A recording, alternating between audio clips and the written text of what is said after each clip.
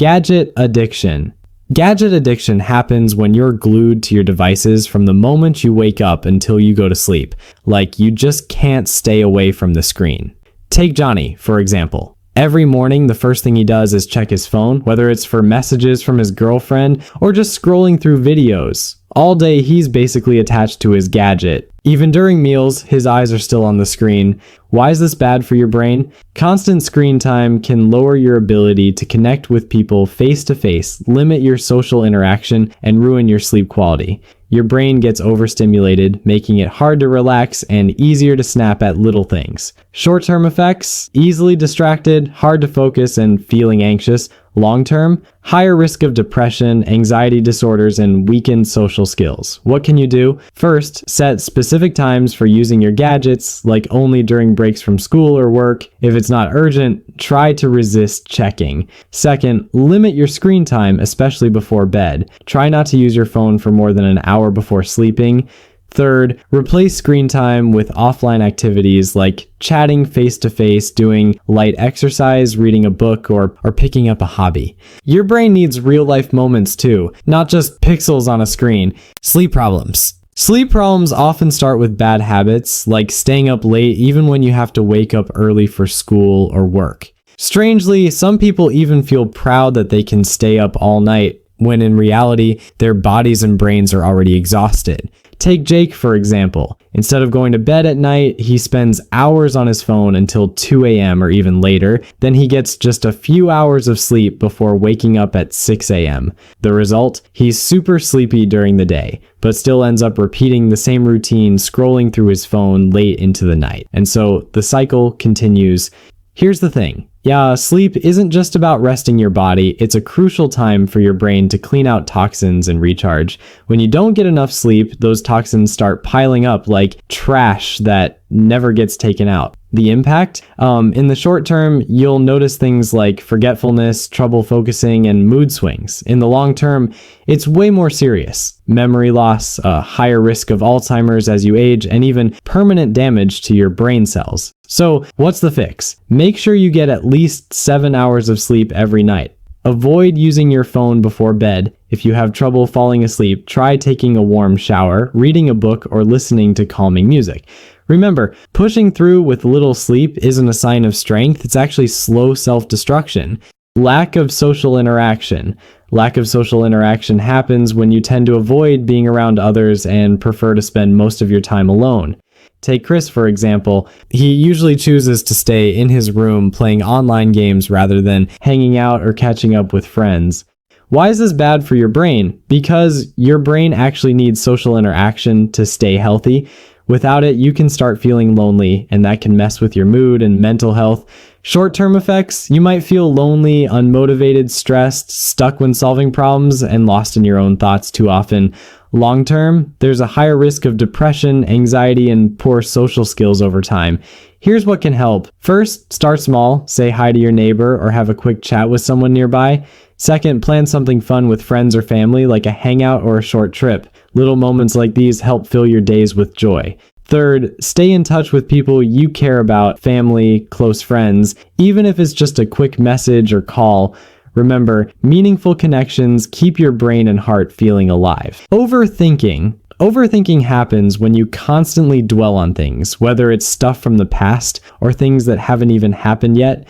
For example, Elena often overthinks conversations she had in an online forum. She worries if she said the wrong thing or what people might think of her. Why is this a problem? Because overthinking overloads your brain. Instead of getting the rest it needs, your mind stays stuck in stress mode, and that messes with your focus and concentration. Short-term effects: excessive anxiety, trouble sleeping, and constant stress. Long-term: higher risk of depression, anxiety disorders, and an overall drop in life quality. What can help? First, try mindfulness techniques, like focusing on your breath during yoga or meditation to calm your thoughts. Second, write things down in a journal to organize your thoughts and clear your head. Third, practice letting go. Not everything needs to be overanalyzed. Sometimes it's okay to just move on. Overthinking doesn't solve problems, it just makes your brain tired. Give it the peace it deserves. Negative thinking. Negative thinking happens when you keep having pessimistic thoughts or feel like you always fail. It can affect how your brain handles everyday situations. Take Sarah, for example.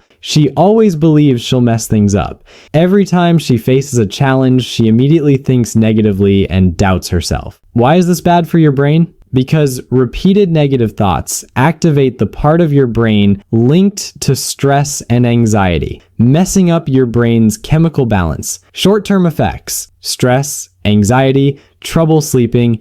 Long-term effects: increased risk of depression, mental health issues, and cognitive decline. Here are some things you can try. First, start thinking more positively and believe in yourself. Try to find the good side in every situation. Second, instead of complaining, practice gratitude and appreciate what you've achieved. Third, use positive affirmations to change how you see yourself and keep doing it regularly. Multitasking. Multitasking is when we try to do several things at once, like working on a school assignment while watching TV, eating, replying to texts, and scrolling through videos. It might look productive, but it's really not.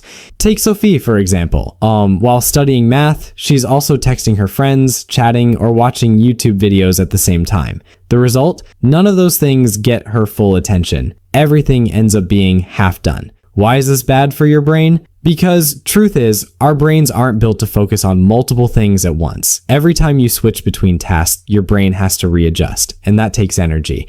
Over time, this drains you faster and makes you less efficient.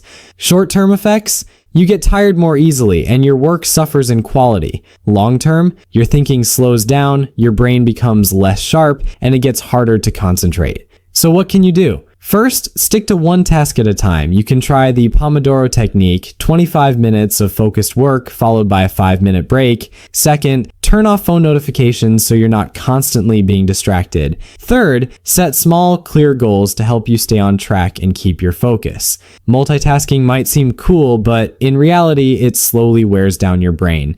Procrastination. Procrastination is the habit of putting off tasks that should be done on time. Often you find excuses just to avoid starting. Take Alex, for example. He always waits until the last day to write his report, sometimes only starting when the deadline is right around the corner. Why is this bad for your brain? Because procrastinating makes your brain work extra hard under sudden pressure, causing a lot of mental stress. Short-term effects: trouble focusing, feeling anxious, and stressed while doing the task. Long-term, it becomes a tough habit to break, damages your mental health, and lowers your productivity. What can help? First, break big tasks into smaller, manageable chunks and tackle them one by one. Second, try the Pomodoro technique or set your own personal goals and deadlines. Third, remind yourself that finishing tasks on time brings relief and peace of mind. Getting started is always the hardest part, but once you do, your brain will thank you. Too much sugar. This habit happens when we constantly consume large amounts of sweet foods and drinks. Sure, it tastes great, but the effect on your brain can be pretty serious. Take Bobby, for example. He can't go a day without sugar. In the morning, it's sweet coffee. At lunch, it's bubble tea. In the afternoon, he's snacking on chocolate. Over time, without even realizing it, this habit starts to mess with both his physical health and brain function. Why is this a problem? Because consuming too much sugar can throw off your insulin balance, trigger inflammation in the brain, and hurt your memory and ability to process information. Short-term effects: mood swings, feeling sleepy after eating, and trouble focusing. Long-term, higher risk of mental health issues like depression and an increased chance of developing Alzheimer's. What can you do? First, cut back on daily sugar intake. Try healthier alternatives like stevia, honey, or low-calorie sweeteners. Second, eat more natural foods like fruits and veggies that don't have added sugar. Third, when you want a snack, go for brain-friendly options like nuts, plain yogurt, or a smoothie without added sugar. Remember, cutting down on sugar doesn't mean your life life has to be boring. It's a smart step to protect your brain for the long run.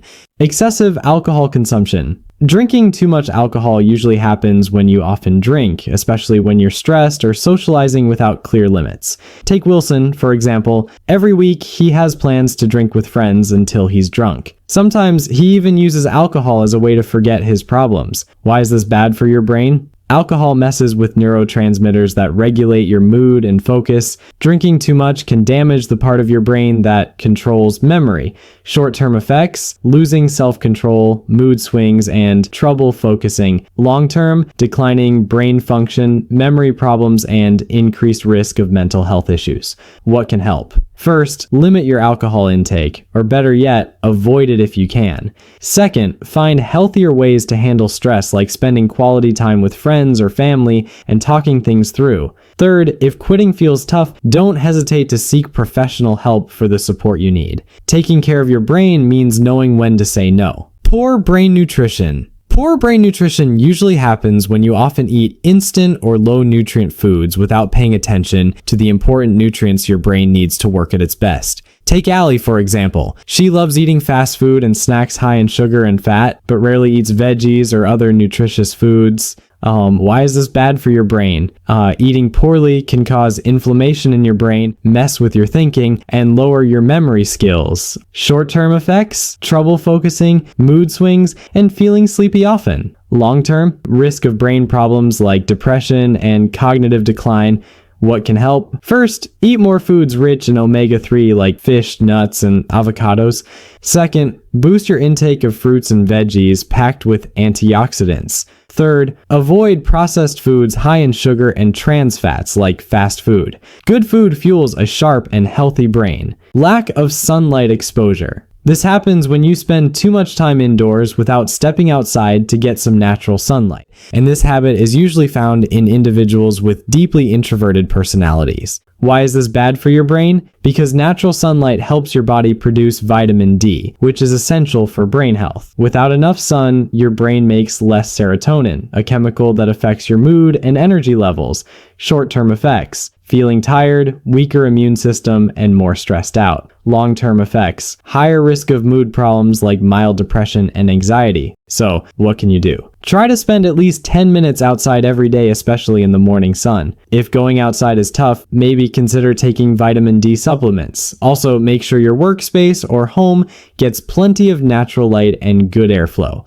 Inactive body. An inactive body happens when we spend too much time sitting or lying down without moving much. Take Teddy, for example. He spends hours sitting in front of his computer every day, whether working or scrolling through videos. After that, he usually just lies down without doing any physical activity. This habit is dangerous for your brain because it slows down blood flow and reduces oxygen supply. As a result, brain function drops, concentration gets worse, and your body feels tired faster. Short-term effects: you'll often feel dizzy, sleepy, and have trouble focusing. Long-term effects: memory decline, mood swings, and even increased risk of heart problems. So, what can you do?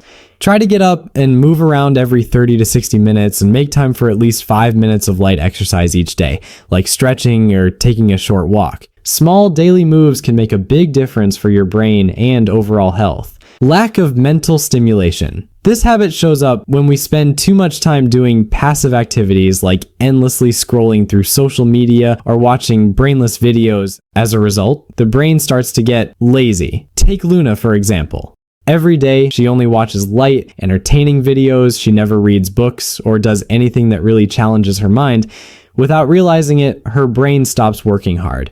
Why is this a problem? Because just like muscles, your brain needs exercise too. If you don't challenge it, it starts to weaken. Your thinking slows down, you forget things easily, and it becomes harder to focus, especially when facing tough tasks. In the short term, you get distracted easily, struggle to focus, and forget things more often. In the long term, your logical thinking skills decline and learning new things becomes much harder. So, what can you do? First, make it a habit to read books or thought-provoking articles. Second, try puzzles or strategy games that activate your brain. Third, train your mind by writing or having discussions on challenging topics. Remember, an active brain is the key to staying sharp and smart.